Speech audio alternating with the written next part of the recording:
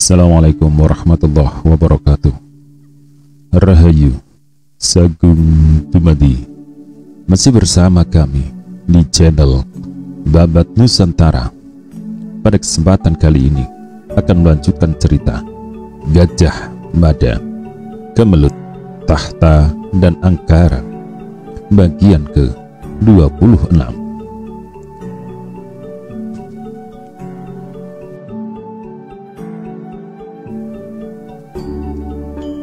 Ketika ia mengulang kembali, kalimat itu tidak pernah berubah. Di atas rontal itu benar-benar tertulis sebuah kalimat keramat, kalimat sandi yang membutuhkan waktu 9 tahun lamanya untuk mengetahui siapa orang yang menggunakannya.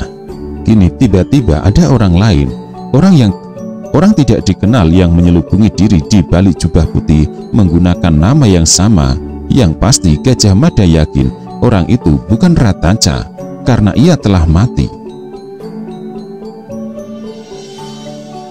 Lalu, adakah orang lain yang mengetahui makna di balik nama itu?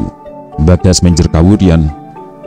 Siapa orang yang mencoba bermain-main denganku, menggunakan nama yang mestinya terkubur bersama kematian Ratanca? Gajah Mada meletupkan rasa penasarannya dalam hati. Gajah Mada berusaha mengenang siapa saja orang yang mengetahui kalimat sandi itu. Bagaskoro menjerkawurian mempunyai arti matahari terang benerang. Itulah kunci yang digunakan berhubungan dengan orang yang memberi bocoran atau sepak terjang Rakuti. 9 tahun sejak pemberontakan Rakuti, baru diketahui orang yang berada di balik nama itu adalah Ratanca. Setelah Ratanca mati, kini tiba-tiba orang yang lain yang menggunakan. Siapa dia? Bagaimana dia bisa tahu kalimat sandi itu? Bayangkara Macan Liwung dan Gajah Geneng saling pandang. Tak hanya kalimat sandi itu yang membuat mereka penasaran, tetapi pesan yang dikirim itu juga memancing rasa ingin tahu yang membutuhkan jawaban segera.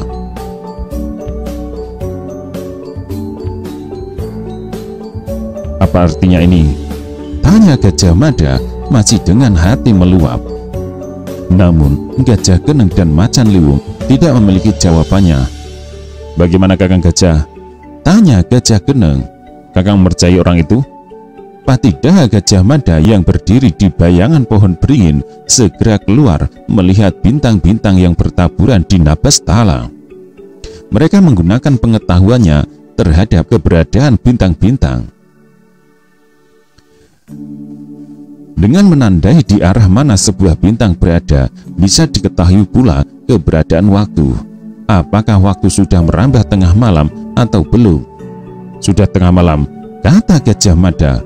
Sejauh ini kita belum menemukan tanda-tanda kemunculan Raden Cakradara dan Pakring Suramuda. Kita tinggalkan tempat ini. Aku lebih mempercayai orang itu. Kita ke Padespayung.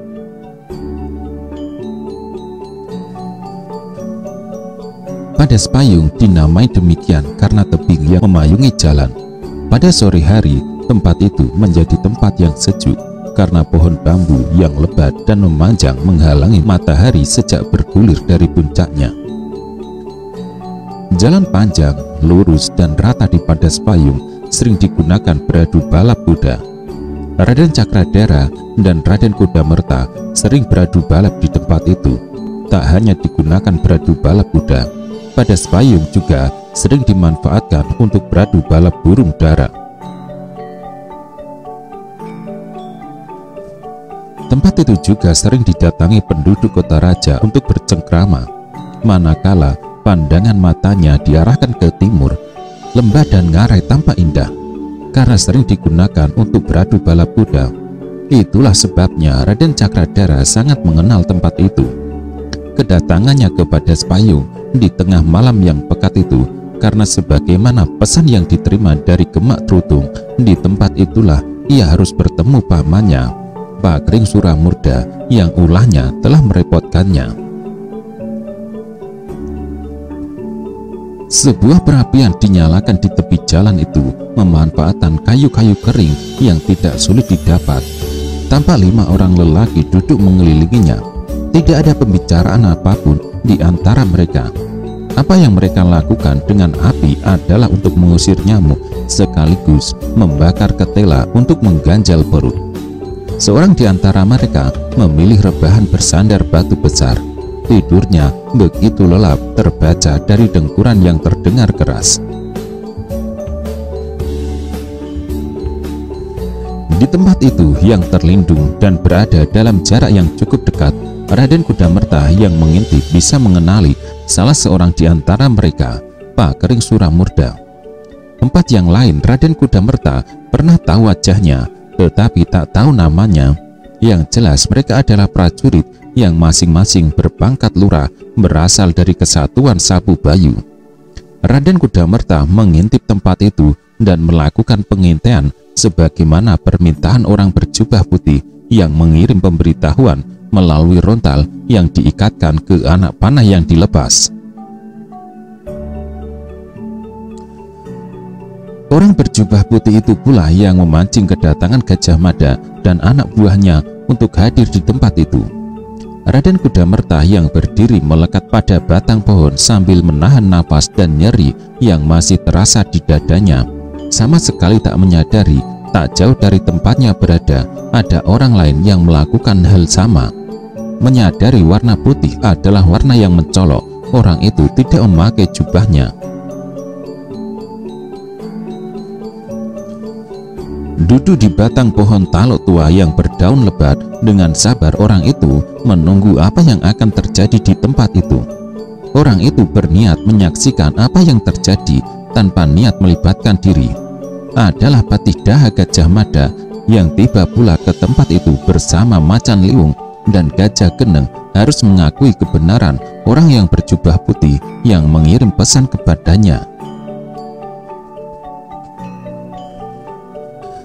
Pada jarak yang cukup, Gajah Mada memutuskan turun dari kudanya dan mendekati sasaran dengan berjalan kaki.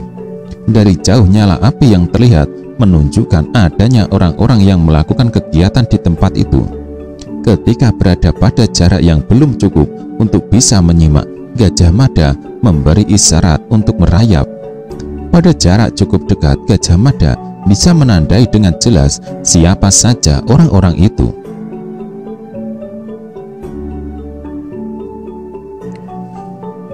Gajah Mada mengenal kecuali seorang di antara yang ia yakini sebagai Pakering Suramurda yang menjadi dalang rantai pembunuhan yang terjadi. Lurah Damar Windu, Lurah Arya Dwansa, Lurah Darah Pitu, dan Lurah Surokanigoro. Rupanya mereka menyembunyikan wajah lain, yang seorang itu tentulah Pakering Suramurda. Gajah Mada yang mengintip amat terbantu oleh api dan bulan yang memanjat makin tinggi. Dari tempatnya Gajah Mada bisa melihat dan mengenali wajah masing-masing.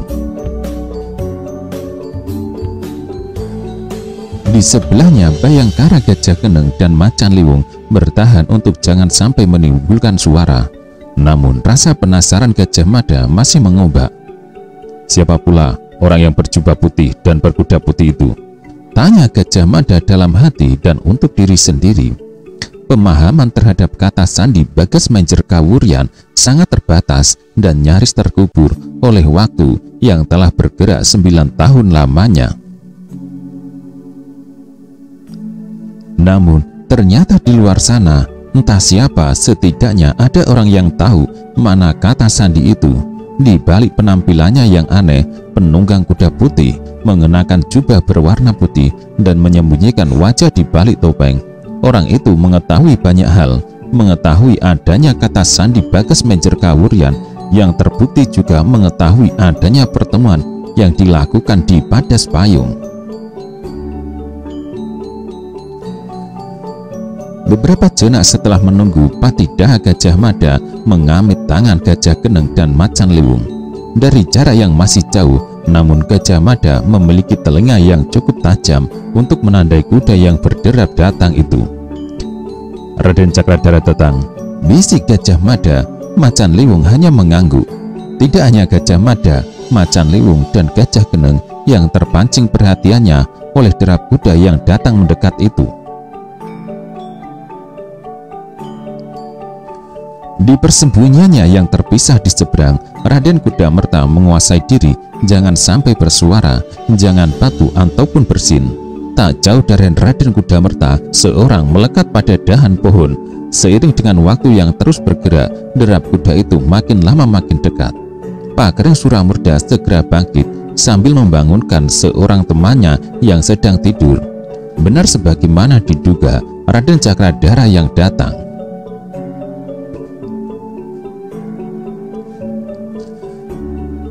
Patida Gajah Mada memberi isyarat kepada Gajah Geneng dan Macan Liwung jangan sampai mengeluarkan suara.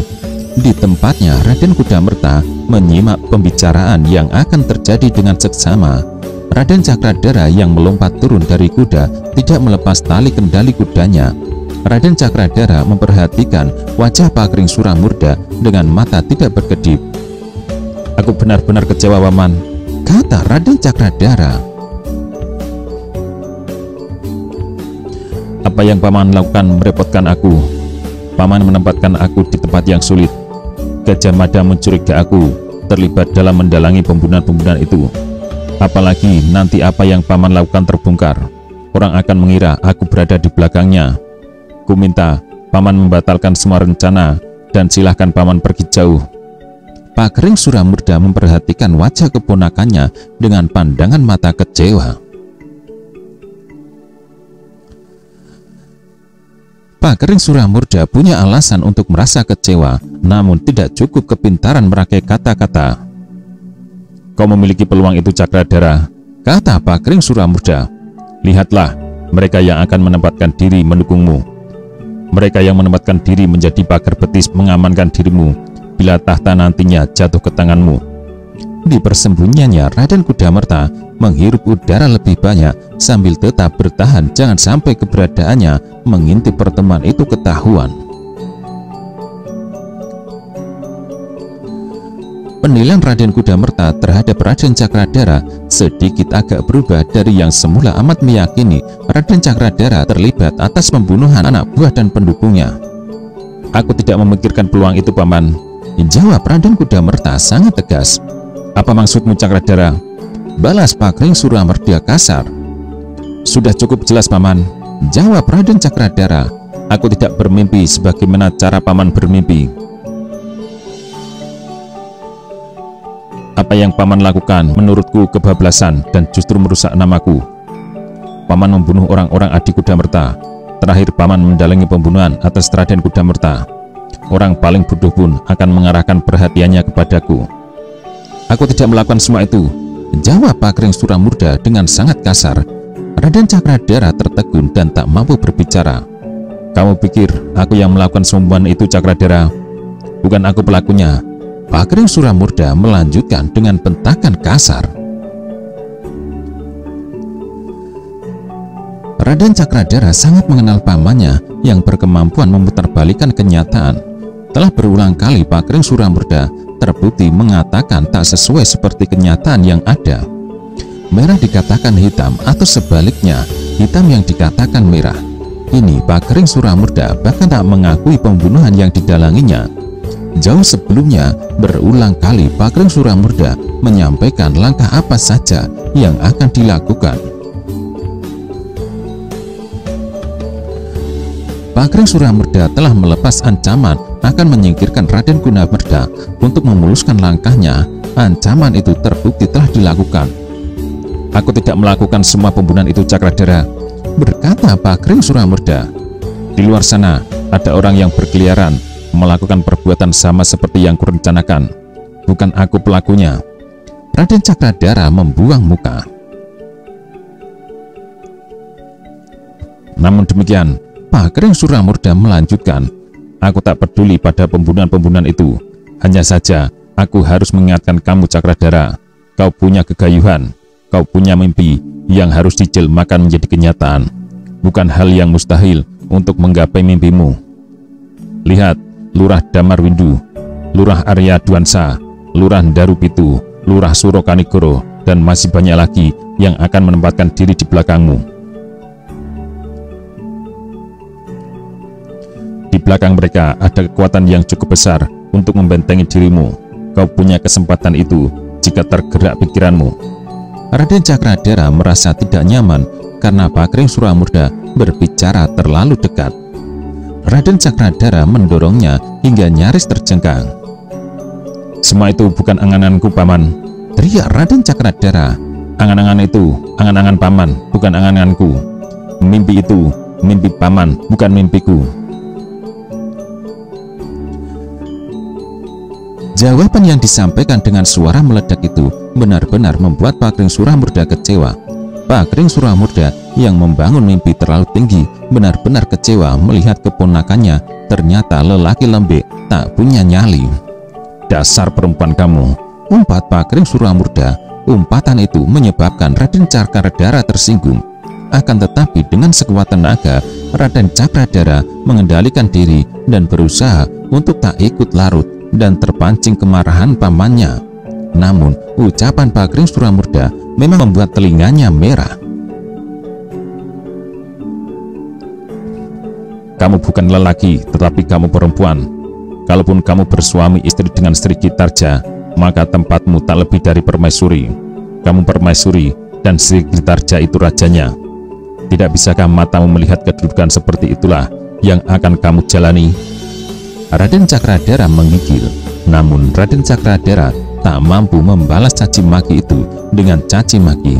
Di luar dugaan Pakring Suramurda, tiba-tiba Raden Cakradara menghunus keris.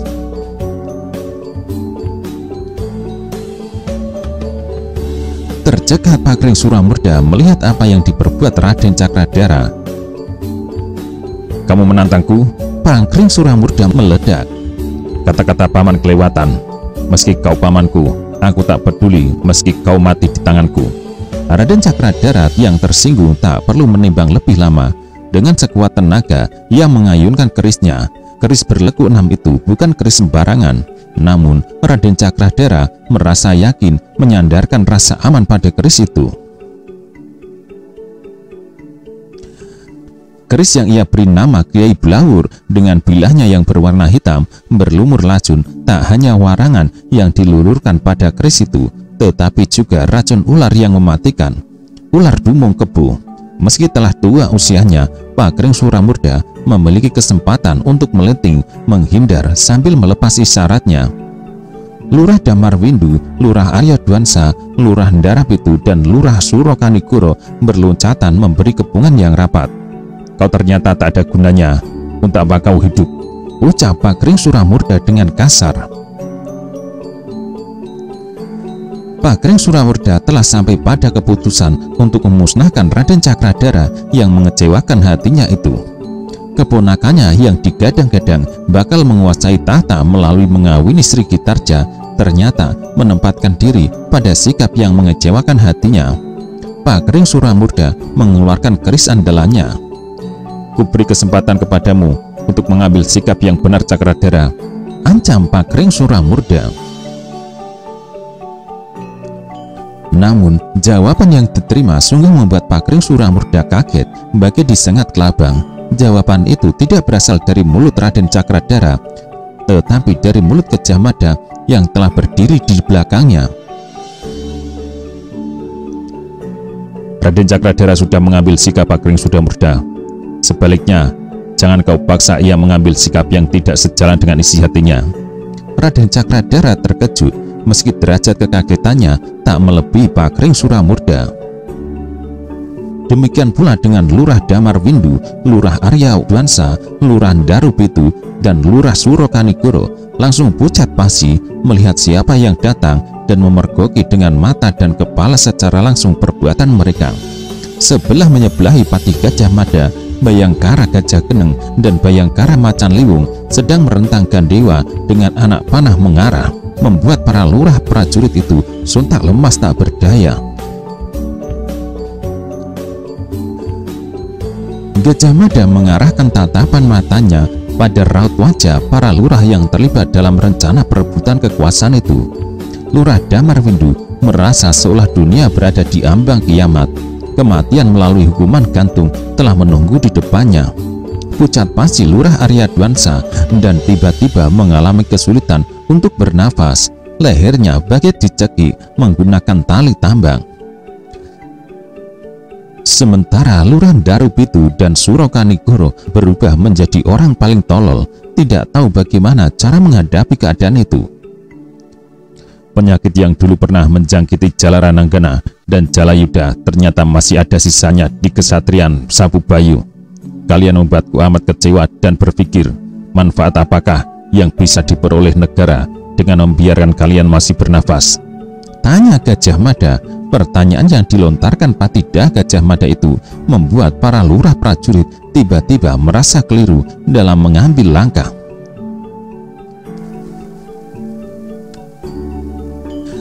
Nyali yang semula mengelembung karena dikipasi Pakring Suramurda itu mengempis dan bahkan tak tersisa jejaknya. Apalagi Gandewa yang direntang Bayangkara Macan Liwung dan Bayangkara Gajah Geneng terarah kepada mereka. Lurah Surokanigoro memberi contoh kepada teman-temannya dengan meletakkan semua senjata yang dipunyai, mulai dari pedang panjang yang selalu menggantung di pinggang, keris, dan bahkan pisau belati, semua diletakkan di tanah. Lurah Damarwindu, Lurah Aryadwansa, dan Lurah Darupitu tak memerlukan waktu yang lebih panjang untuk meniru contoh itu, menyebabkan Pakring tersudut. Pakring Suramurda berpikir untuk menyelamatkan diri dari tempat itu tidak ada jalan lain selain melarikan diri. Namun Gajah Mada bisa menebak ke mana arah pikiran orang itu. "Kamu sudah tua, Ki Pakring," kata Gajah Mada datar. "Pikirkan lebih dahulu sebelum memutuskan melarikan diri. Bertanyalah pada napasmu, apakah masih punya kemampuan untuk mendukung niatmu." Apa yang dikatakan Gajah Mada benar. Pakring Suramurda tak mungkin bisa meloloskan diri. Menyerah mungkin pilihan terpahit yang harus diambil ketika tidak punya pilihan lain, atau jika pilihan lain itu ada, adalah menelan pilis racun warangan yang disimpan di dekat pinggang. Satu butir pilis berisi warangan itu ditelan, maka akan membebaskan diri dari Gajah Mada. Akan tetapi dengan pasti mengantarkan dirinya ke pintu gerbang kematian. Namun Pakring Suramurda tak perlu mengambil pilihan itu. Pakring Suramurda tiba-tiba terhenyak dan sedikit terlambat menyadari apa yang menimpanya.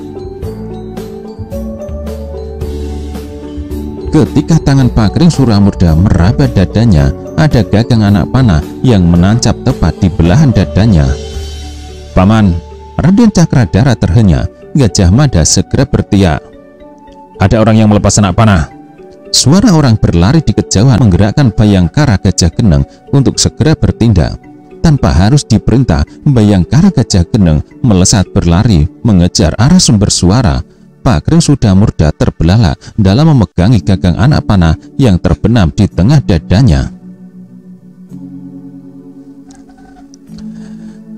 Sakit yang timbul dirasakan nyeri bukan kepalang dan tidak memberi kesempatan kepada Paman Raden Cakradara itu untuk bertahan lama. Hal itu karena ujung anak panah yang menancap berlumur bisa. Pakring Suramurda ambruk untuk berkelenjotan dan mati.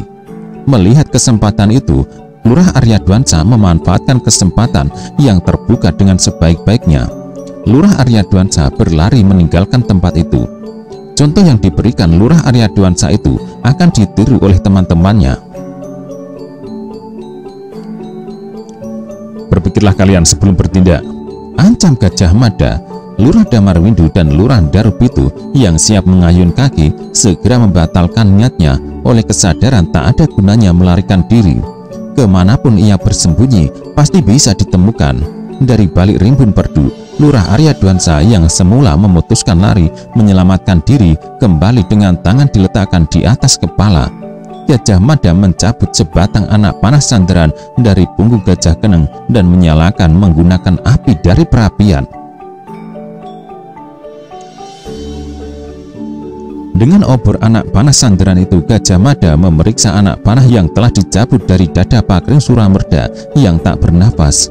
Anak panah itu kemudian ditujukan kepada Macan Liwung. Namun sebagaimana Gajah Mada, Macan Liwung juga tidak mengenali anak panah itu. Gajah Mada memandang Raden Cakradara. "Aku telah mendengar semuanya, Raden," kata Gajah Mada.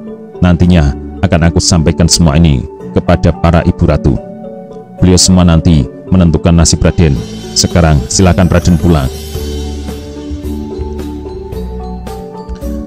Raden Cakradhara memandang mayat pamannya dengan isi dada mengombak.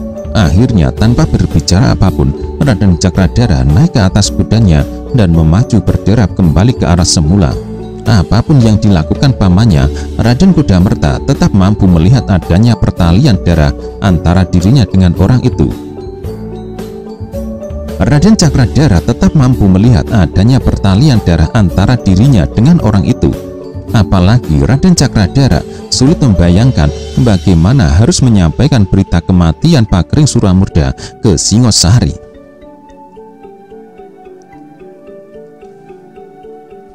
Gajah Mada memperhatikan wajah-wajah di depannya satu persatu, menjadikan Lurah Damarwindu dan 3 orang temannya salah tingkah. Kalian beruntung, karena aku tidak memutuskan mengikat kalian di bawah menggunakan pedati menjadi tontonan orang sekota raja. Kembalilah ke kota raja dan menghadaplah kepada juru kunci Pakujaran. Katakan kepada juru kunci Pakujaran, aku memerintahkan kepada kalian bertiga untuk sementara tinggal di Pakujaran sampai ada keputusan atas diri kalian masing-masing. Bawa mayat Pakring Suramurda ke balai prajurit. Macan Liwung mendongak. Bayangkara Macan Liwung sama sekali tidak menduga Gajah Mada yang selalu tegas dan biasanya memberi hukuman tanpa ampun kepada siapa yang bersalah coba-coba mengkhianati negara, kali ini bersikap begitu lunak. Cepat kerjakan, teriak Gajah Mada. Betapa kaget Lurah Damarwindu dan teman-temannya yang didamprat amat mendadak itu. Tanpa diulang kembali, mereka bergegas mengangkat mayat Pakring Suramurda dan meletakkan di atas kuda milik tubuh yang telah tak bernafas itu. Sejenak kemudian, para lurah prajurit yang bernasib sial itu memacu kudanya ke arah yang sama seperti menyusul Raden Cakradhara yang berkuda lebih dulu. Di hati masing-masing, para lurah prajurit itu tumbuh penyesalan karena salah mengambil pilihan yang begitu gampang terpesona bujuk rayu Pakring Suramurda. Tidak seorang pun dari mereka berempat yang berniat lari, karena melarikan diri merupakan pilihan yang lebih buruk daripada masuk penjara. Lari dari tanggung jawab atas perbuatannya menjadi jaminan Patidaha Gajah Mada akan memburu sampai dimanapun bersembunyi, di lubang semut sekalipun. Lebih parah lagi, keluarganya akan tersandra. Orang tuanya, istrinya, dan anak-anaknya bisa berada dalam bahaya. Aku tidak berhasil mengejar Kakang, lapor Gajah Geneng yang kembali. Gajah Mada termangu seperti orang melamun. Menurutmu, siapa orang yang membunuh Pakring Suramurda? Gajah Mada bertanya memecah keheningan malam. Macan Liwung menggelengkan kepala tak tahu jawabnya. Gajah Geneng juga menggelengkan kepala ketika Gajah Mada meminta mendapat dirinya. Bagi Gajah Mada, jelas ada sesuatu yang aneh dengan kematian Pakring Suramurda. Ada banyak alasan mengapa Pakring Suramurda dibunuh dengan cara itu. Amat mungkin Pakring Suramurda menyimpan sebuah rahasia. Lalu ada pihak lain di belakangnya yang tidak ingin rahasianya itu terbuka. Kira-kira siapa menurutmu? Atau rahasia macam apa yang disembunyikan itu? Tanya Gajah Mada. Macan Liwung dan Gajah Geneng berpikir keras. Tidak mungkin jawaban yang dibutuhkan itu akan diperoleh di karang waktu. Gajah Mada mengunyah pertanyaan itu. Bisa jadi. Keheningan malam yang merambat itu mendadak pecah oleh suara tawa yang bergelak-gelak. Dengan segera Gajah Mada mengenali siapa orang yang tertawa itu. Siapapun orang itu, ia telah menunjukkan arah yang benar kepada Sepayung. Tanpa petunjuk orang itu, ia akan tetap menunggu pohon beringin yang tumbuh di tengah alun-alun istana. Meskipun berusaha memperhatikan, Patidaha Gajah Mada tak mampu menandai milik siapa suara tertawa bergelak-gelak itu. Orang yang tertawa bergerak-gerak itu makin lama makin menjauh dan lenyap. Tak lama kemudian terdengar derap kuda di kejauhan. Gajah Mada, Gajah Geneng, dan Macan Liwung tidak mengambil sikap apapun ketika derap kuda yang semula dikira menjauh itu ternyata berbalik arah. Gajah Mada berloncatan menepi ketika kuda berwarna putih dengan penunggang bertopeng mengenakan jubah yang juga berwarna putih berderap amat kencang, nyaris menabraknya. Gajah Geneng merentang Gandewa dan akan melepas anak panah. Jangan! Gajah Mada mencegah. Gajah Geneng mengendorkan kembali Gandewa yang telah melengkung itu. Siapapun orang itu, ia memihak kita. Dalam sikapnya yang berseberangan, Ratanca yang pernah menggunakan nama sandi Bagas Majer Kawurian terbukti memihak kita melalui menyalurkan banyak keterangan yang saat itu amat dibutuhkan. Firasatku mengatakan orang itu berniat sama. Biarkan saja apa yang dilakukan. Gajah Geneng mengangguk. Apa yang sekarang yang kita lakukan? Patidah Gajah Mada memandang Nabastala, memperhatikan bintang untuk mengukur waktu yang telah berada di sana. Di kejauhan sangat jauh terdengar kentongan yang dipukul dengan irama doro muluk, menandai keadaan aman sekaligus tanda waktu benar-benar tengah berada di puncak malam.